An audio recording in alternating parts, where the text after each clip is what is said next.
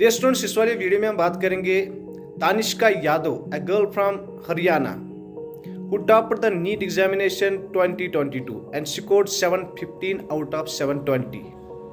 तो इस वाली वीडियो में हम बात करेंगे कि उसने कौन सी स्ट्रेटजी को फॉलो किया है, उसने क्या क्या पढ़ा है और क्या नहीं पढ़ा है, और आप लोगों को क्या पढ़ना है, क्या छोड़ना है, so that you too will qualify the competitive examinations.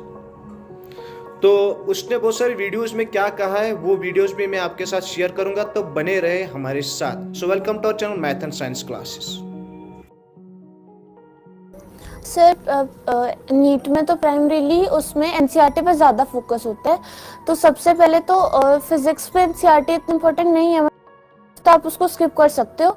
But LN में हमारे एनएटीएस वगैरह वो सब टेस्ट हुए थे, तो फिर मैंने पढ़ भी ली थी, तो मेरी कवर हो गई थी। और जो स्टडी मटेरियल है उसमें मतलब क्वेश्चंस बिल्कुल नीट के लेवल के, और अगर नीट का लेवल थोड़ा ऊपर बढ़ेगा तो वो कितना बढ़ेगा उस हिसाब से भी सारे क्वेश्चन बैंक वगैरह सब डिजाइंड है। और केमिस्ट्री में फिजिकल केमिस्ट्री वाला पार्ट न्यूमेरिकल बेस्ड है, तो उसमें नीट में तो एक ही स्पेसिफिक टाइप के पैटर्न के क्वेश्चंस होते हैं, वही रिपीट होते जाते हैं।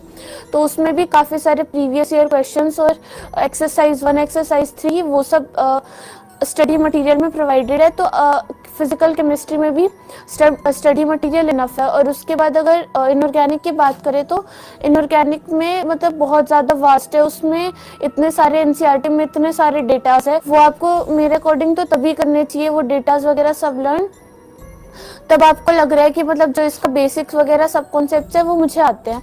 तो मैंने एनसीईआरटी भी पढ़ी थी, बट उसमें जितना क्लास में पढ़ाते हैं मेजरली वही क्वेश्चंस आते हैं। वो तो एक दो वो रैंक डिसाइडिंग क्वेश्चंस होते हैं जो एनसीईआरटी के अंदर से आएंगे। और ऑर्गेनिक में भी मोस्टली तो एनसीईआरटी नीट तो एनसीईआरटी पूछता है, बाकी क्लास में इतने अच्छे से पढ़ाते हैं, मतलब सब कुछ कॉन्सेप्ट इतने क्लियर कर देते हैं कि ऑर्गेनिक में भी बस ऑर्गेनिक में तो वही क्वेश्चन रिपीट होता है, पेपर में भी वही होता है।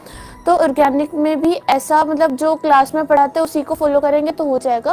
और फिर बायो में तो एनसीईआरटी मतलब बिल्कुल ऐसा है कि एनसीईआरटी से बाहर नहीं जाएगा, बट अगर बाहर जाएगा तो जितना जाएगा वो स्टडी मटेरियल में पूरा कवर्ड है। मतलब अगर वो अपना लेवल एक लेवल ऊपर करता है तो बिल्कुल स्टडी मटेरियल वैसा बनाया गया है कि वो लेवल ऊपर करेगा तो हम लोग कवर कर लेंगे वो पूरा स्टडी मटेरियल से।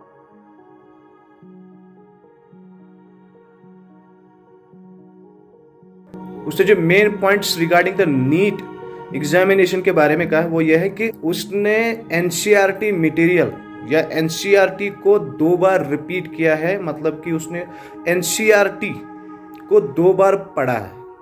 एनसीईआरटी को सिर्फ पढ़ना ही नहीं है, एनसीईआरटी को समझना है। और प्रीवियस ईयर क्वेश्चन पेपर्स उसने वो भी पढ़े थे, बहुत अच्छे से पढ़े थे।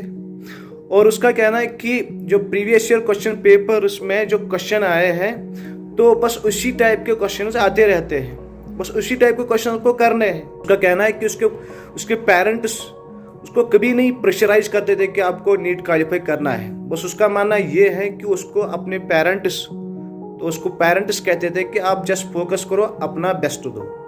और उसने ये भी कहा है कि अगर हम 100% इनपुट देंगे तो 100% आउटपुट क्यों नहीं आएगा। और उसने कहा कि जब वो कोचिंग सेंटर से आती थी उसके बाद वो 78 आवर्स रोज पढ़ा करती थी। तो अगर ये सब चीजें, अगर हम ये सब स्ट्रेटजी फॉलो करेंगे तो इंशाल्लाह हम भी कामयाब हो जाएंगे।